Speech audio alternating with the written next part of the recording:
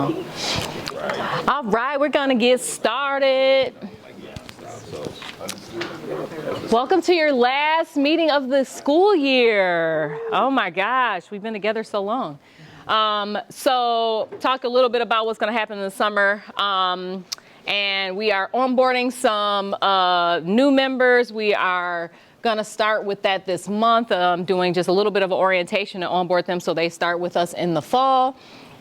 We've established kind of our internal SAP committee that's going to work during the summertime and just start looking at some of these themes that are starting to emerge from you guys. Like, we're hearing things, some themes are emerging across all of the committees, so we're going to start mapping that stuff out and start looking at it. So my goal for the Summer Institute is to get the internal people that's going to have to really do the work off after we give them the recommendation, start giving them a sneak peek a little bit about what's going on, and to ask them, like, what are some challenges and what are some benefits of these things that you're seeing coming up, so we could bring that to you guys, and then we could start kind of working through and massaging that a little bit against your guiding principles and some qualitative and quantitative data. So that's what we'll be doing all summer. We had some meetings with who was our last one? Fulton? It was Fulton County? Okay, so met with Fulton County, who just did what? A redistricting. Just to try to glean a little bit of, like, what did you guys learn from this process? That meeting turned a little bit more to, like, how are you doing your process? But learned a lot, and so we're just trying to kind of meet all the neighbors, right? Like, just the neighboring communities and the neighboring districts and kind of what they're doing around these processes. Fulton does a very interesting process for magnet schools, so I'm putting together a little synopsis of both Fulton, APS, and Cobb, and just kind of give you guys a little bit of an idea of what's happening around us. I will say that most of the other districts do not have as many options as us, and they do not allow families to do as much as we do. That's kind of the baseline. However, they do things really differently. Just something for us to think about and look at as we're packaging recommendations. I will still be collecting more and more data. I just dropped some transportation information in there. Very interesting. We have a lot of buses in this district. We are not operating a lot of buses because we also don't have a lot of drivers, right? Which is why kids are getting on the bus corner at 6:20 in the morning. Or 5:55 apparently. So, because those routes have to run back to back. Is that really efficient for our students? Like, and is there something that we could do about it as we think and reimagine boundaries and programs in the district? So as I get stuff, I'll be dropping stuff in. I'll probably be dropping stuff all summer in those Google Docs. So just make sure every now and then, if you get like a little email, like, yeah, there's some stuff in here.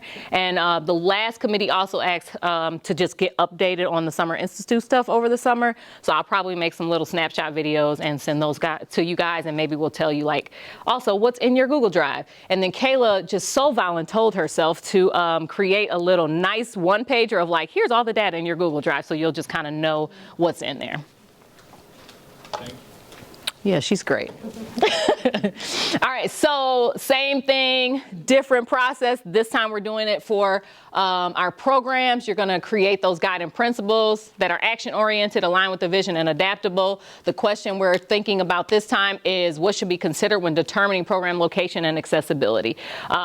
Something else, and this question doesn't get exactly to that, but one of the themes emerging is around, like, how we determine what a program is in DeKalb and how we determine what a program isn't in DeKalb.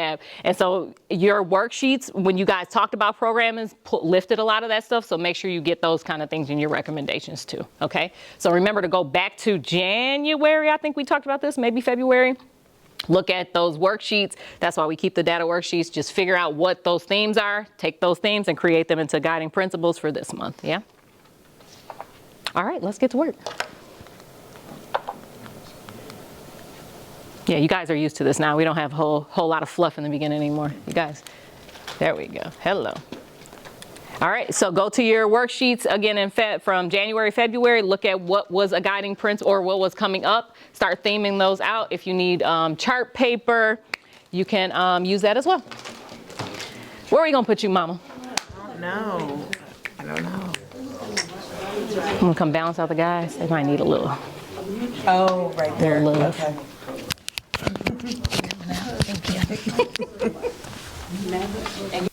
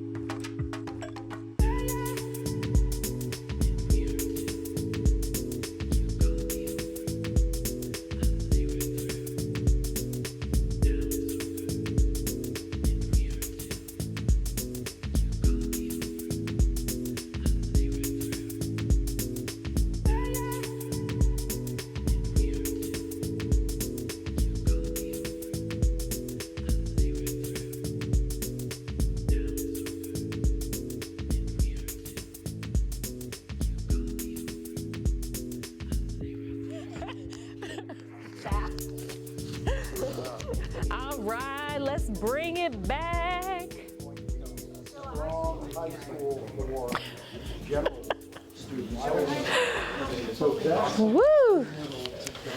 All right, let's bring ourselves home per usual. We're gonna share out. And the last weekend, or the last Thursday in May, I think, we'll have our guiding principles meeting. And so I talked about this at the last committee meeting. Yes, it is. You're right. Ours is virtual. Ours is virtual. And you don't technically have to come. I'll do a little recording and you can do it online. But I just reiterate that, like, even the last committee meeting, they're like, we didn't see our guiding principle make it because it's a collective guiding principle. So we're putting all the elements together to create those guiding principles. But there's a lot of overlap in a lot of the information. So that's good. And know that it's a lot, which is why it's adaptable and not specific. So you could still enter in recommendations within those boundaries. So. Yeah, it is the last day of school. I just realized that. I gotta think about the schedule next year. All right, who's kicking us off? I'll do it. Oh, you talking this time because you passed it off. Let's go. Okay, so We're gonna have to get the mic, sir. one of our overarching principles is that the whole reason that we're looking at programs in this way is because we want to free up resources to make education better in DeKalb County across the board. Okay. So we believe that that programs at the high school level should be distinct and clearly differentiated with comprehensive characteristics. Examples of programs that meet those criteria are the IB, CTAE, the arts program at DSA, and the STEM type of a program. Okay. We believe that programs should be available uniformly across the county, geographically accessible to all areas. So therefore, these programs will be replicated on some iterative basis across the county so that you don't have to travel, to Timbuktu in order to meet a particular programmatic opportunity. At the high school level, programs should require admission criteria demonstrating aptitude and interest. So this isn't simply a way to get into some other school, but by the way, because we're better managing our resources, all of our general offerings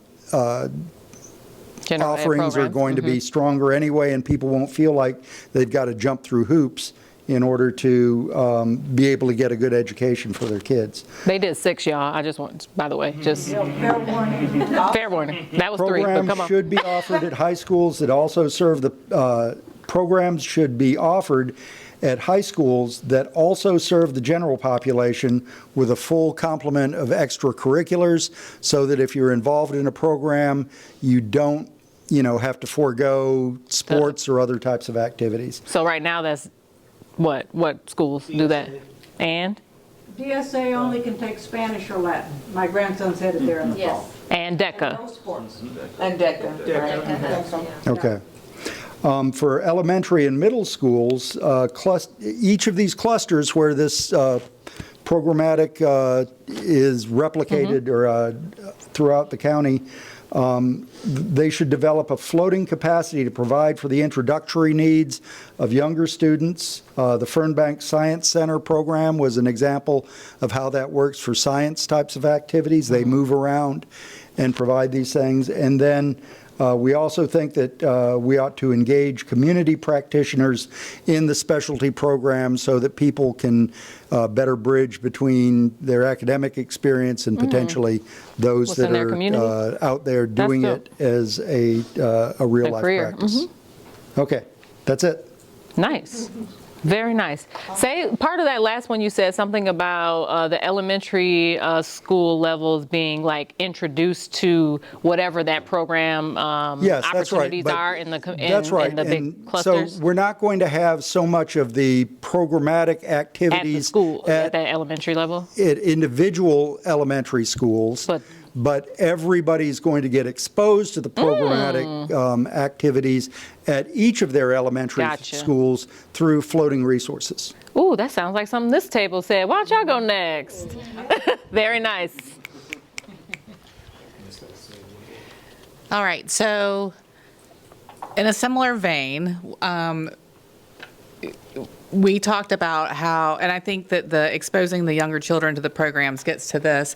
We talked about how the programs should be clearly marketed to improve accessibility so that families across the district understand what programs are offered and that you're able to capture students that desire those programs. Also to ensure that the programming is meeting a specific need or supplementing that need for students and not just providing a better education. Because in an ideal world, and what we're hoping to get to is that the zone schools will provide a great education and these programs will just supplement that or expand on that to meet a specific need. We also talked about programming having boundaries. So in different areas of the district, having boundaries that don't necessarily reflect the boundary of the physical school building, but captures that area of the district. And then having clear metrics for all of these programs to determine if they should exist and where they should be placed. And I think one thing that Charlie brought up was having like regular evaluations of the programs for every 5 years or whatever that time frame looks like to ensure that they continue to meet the needs of the community and don't just flounder out there. So Yes. Great job. yeah, I think that's what we have. Wait, you didn't talk about your offering. Can I share one more that we came up with? Yeah, what about We spent a lot the of time talking about, one thing she mentioned. Oh, yeah, thanks. Thank you. We spent a lot of time talking about what she was saying, that like, we don't want programs to just be a straw, like a proxy for better, different, other. And so one guiding principle we also came up with is increasing authentic accessibility to programs, broad umbrella. Any effort to do that should be accompanied by an effort to increase the quality of offerings for students who do not opt into or pursue those programs. So we should not just pour fertilizer on this side and then also not do anything to address the home experience for the families and children who don't know about it, don't want to know about it, don't have the, desire. cool. What was the one that you were asking? The one that was compare your floating resource one?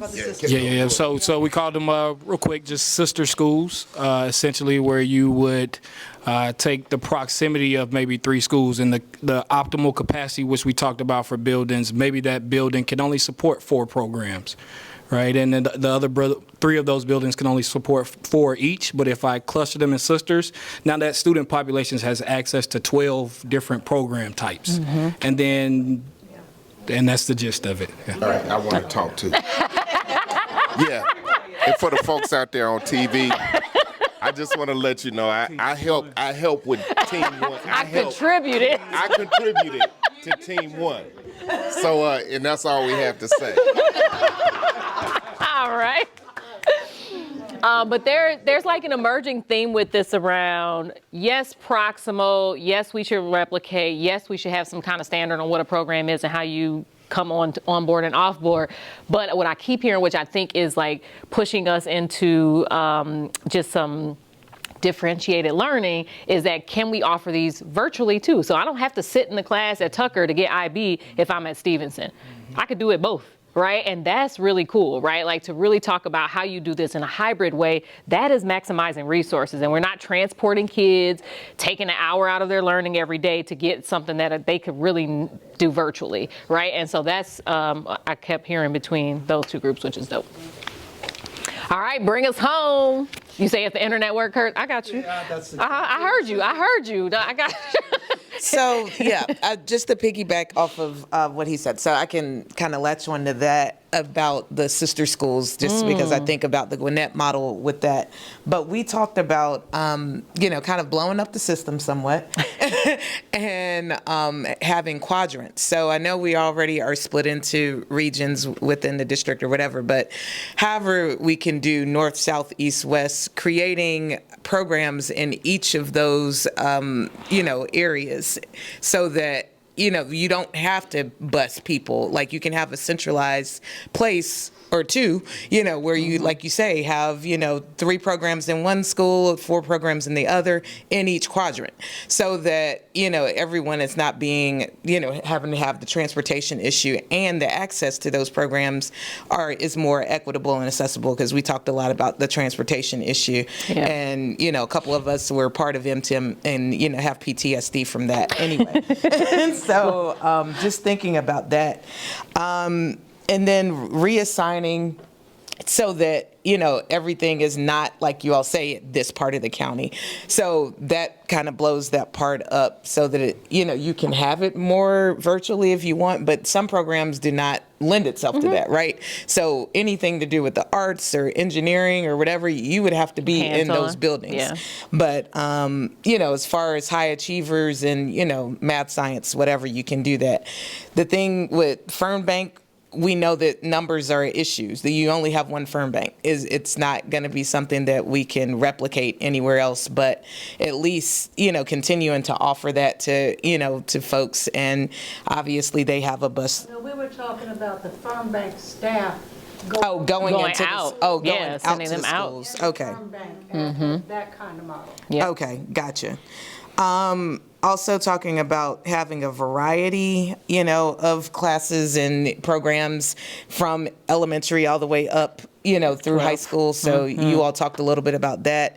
And so that, you know, just like you all are doing with athletics in elementary school, you know, having in the 4th and 5th grades, you know, people being, you know, having offerings for arts and dance and music, or, I mean, we do music as well in 5th grade, I know, but having that offered throughout the spectrum of, you know, education, so that it's not just, oh, I need to go to this school to get that you know, service. pursue my music, you know, interest, or, you know, my dance interest or whatever. So offering that in some kind of capacity, if it's, you know, a rotating one like you all are doing with the athletics, that's fine. But, you know, just being able to, you know, sprinkle some of that into elementary and then middle and high, and have that, you know, go through the feeder system. And we talked some too about just retrofitting and recycling buildings that are old in DeKalb. So, you know, looking at, you know, buildings that are, you know, just sitting in areas of the county, and knowing that money and resources would have to go into that, but we know we're closing schools, and just, you know, kind of thinking about it geographically on, you know, where these schools would be that have the programs for all, you know, that in the area. And to you all's point, you know, also using the community as a resource, you know, looking at the interest of the community, what they want for their youth, thinking about the youth in the south part of the county that aren't accessing, you know, DeKalb County School District anymore. They're, you know, off doing, you know, a million different private schools and charter schools or whatever, but they still do have kids. And how do we get, you know, them to be re-engaged and attracted to the district that they pay taxes in again? So, you know, reassessing, you know, the community wants and desires as well. So. Great. Thank you. Thank you. All right. So we got just a little ad lib. So we got 2 more rounds of this, and at the end of the month, we'll put it all together and theme it and create the guiding principles around those themes. So again, you'll see your work enmeshed in other people's work, because, you know, that's how collective supporting stuff works. And so we'll do that at the end of the month. We'll vote on those, and then Kayla has already started putting up the guiding principles, the top 5 in each kind of pillar on the website. So the last ones will go on there, and then we'll do a kind of a quick, like, hey, here's how we wrapped up our year. Here's our guiding principles that we'll be looking at as we move into the fall. So when we hit the fall, it's like hitting the ground running. We are looking at maps. We are going to be be using, I'm starting my creative summer camp brain is coming back. We might be kind of taking our programs as like pieces, like after you create a map, then where do these programs go? Are these staying? Are they going? That kind of more hands-on in the stuff. So the maps that are being created are really from the stuff that you guys have been talking about all year. So I've been taking those themes out like, hey, they want to see a map of closest proximity. Hey, they want to see a map based on projections. Hey, they want to see all the stuff that you guys have been talking about, I've been pulling out, and maps are being created on that. So I'm trying to get as many of them done before you come back as possible, and there will obviously be room to create more as we get together in the fall. This might be real blue sky, but it'd be really neat to have an interface where we could lay like population density. On top of, I hear it's being created. I know that's next level stuff. Maybe ChatGPT can make it. I hear it's being created. I forgot, what are we calling it? The Atlas. The Atlas is supposedly being created. So yes, we'll be hopefully looking at some physical stuff, but I'm hoping that there will be, we're trying to determine what those layers are, right? But the proximity map is really interesting because you start to see like, why do we have all these schools right here? Yeah, that's right. If they're all within a mile and like 2 high schools are within that mile, question, right? And people love their high schools, people love their elementaries, people love their middles, but if we can't justify it, we can't justify it, right? So that what will help is taking those maps and then we're gonna kind of pit them against our criteria, right? And that'll start helping us like determine like what are some of these recommendations that need to come out of that. And then as you guys come up with more stuff, I'll take it back to operations to get more maps. So we'll probably look at a lot of maps in the first like 2 months coming back in the fall. We did it! We did it. This is your last exit ticket of this school year, unless you're joining us this summer for the Summer Institute. Yeah, I was gonna say, let's see if the internet works. I don't know. You need more to do in that summer you just told me about? Like, I feel like you don't have one of those quiet summer jobs. Should have been an AP, guys. I didn't think this through. I'll do better in my next So when life. will we start the fall meeting? In September? September, after Labor Day. More info coming up.